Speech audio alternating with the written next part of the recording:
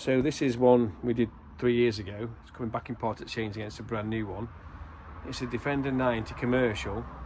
Quite a lot of upgrades on this. We did the seat conversion. Seat conversion was an absolute fortune because it's a genuine front and rear Land Rover seat conversion. So it's had the window upgrade, which is about £1,700. So as you can see, it's had windows put in.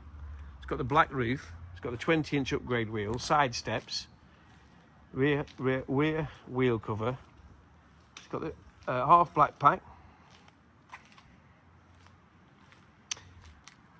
Looks really beautiful in this silver. Only low miles, 39,000 miles from new. So, seat conversion. Genuine HSE front and rear seats. And these obviously come forward like so. And then you can bring them forward with this. So you can get in access, which you don't get on the others. And then you've got the rear genuine HSE passenger seat. So it's genuine OEM seat conversion. It's got the centre console, clear view mirror, a heated steering wheel, cold climate pack, massive spec. So it's got everything you need. It's not been used on a farm or anything like that. It's been probably used as business only. It's got the mud flaps. So as you can see, these seats fold flat.